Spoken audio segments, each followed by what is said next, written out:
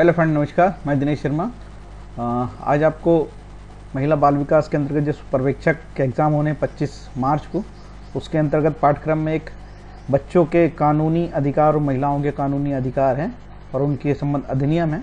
तो आज हम पढ़ेंगे दहेज संबंधी, दहेज डाउरी प्रोविजन एक्ट 1961, दहेज प्रतिषेध अधिनियम। ठीक है, क्योंकि हम स्वयं इस एक्ट में काम करते हैं तो मुझे पता है कि इस एक्ट में क्या क्या विशेष बात है। ये जो डाउरी प्रोविजन एक्ट 1961 है, ये 1961 में बना था, जो 20 मई 1961 को लागू है।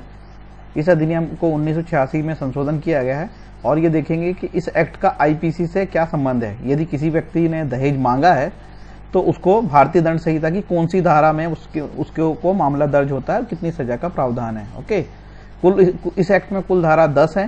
धारा 2 में दहेज की परिभाषा दी है। इस अधिनियम में दहेज से कोई संपत्ति या मूल्यवान प्रतिभूति माना जाता है जो विवाह के समय दोनों पक्षकार के समय लेना या देना होता है, वो दहेज कहलाता है।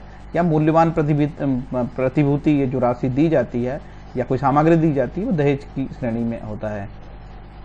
धारा 3 में दहेज देने या लेने के लिए शास्ति है। ठीक है, यदि कोई व्यक्ति दहेज लेता या देता है तो उसे वह कम से कम 5 वर्ष के कारावास की सजा और जुर्माना जो 15,000 रुपये का हो सकेगा, या दहेज का जो मूल्य होगा वह भी जुर्माना के रूप में वसूल किया जाएगा। जो न्यायाधीश है उनको स्वविवेक से यह निर्णय लेने का अधिकार है कि प्रकरण में गुण दोष के आधार पर सजा को कम भी किया जा सकता है।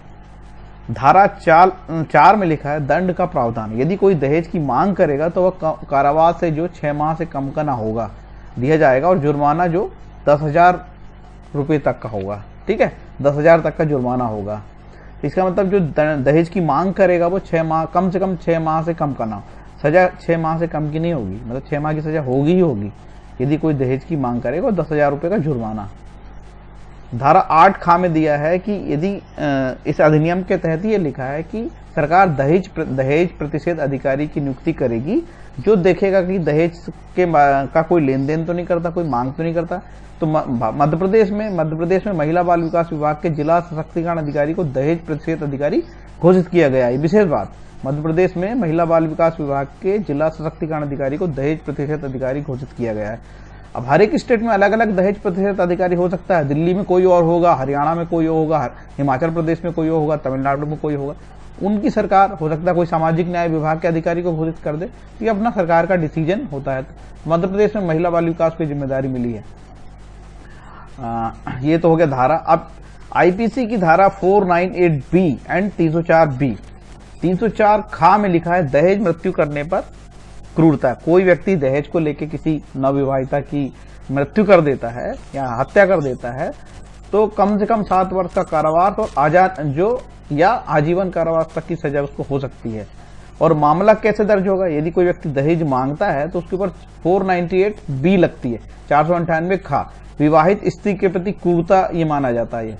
इस एक्ट में लिखा है विवाहित स्त्री के प्रति क्रूरता, इस धारा में लिखा है, और ऐसी क्रूरता करने पर कम से कम 3 वर्ष की सजा हो सकती है। तो आपको पूछेगा कि भारतीय जो दहेज प्रतिषेध अधिनियम है वो आईपीसी की किस धारा से रिलेटेड है, तो आपको लिखना पड़ेगा 304 खा या 498 खा। ठीक है, इसमें कानून के बारे में विस्तृत जानकारी दी गई है, जैसे कि किसी संपत्ति या मूल्यवान सुरक्षा देने या प्रत्यक्ष अप्रत्यक्ष रूप से करार करना, विवाह के एक पक्ष का दूसरे पक्ष को अथवा दोनों पक्षों से माता पिता द्वारा या किसी व्यक्ति के द्वारा, विवाह के दोनों पक्षों का या किसी अन्य व्यक्ति के द्वारा। इस तरीके की भाषा लिखी गई है कि दोनों पक्षों में से जो भी लेन देन करेगा वो जिम्मेदार होगा, उसको पहला पक्षकार और दूसरा पक्षकार माना जाएगा। अब यदि आपको हो सकता है कि ये एक्ट ओरिजिनल चाहिए तो ये भी आपको वेबसाइट में दिया हुआ है।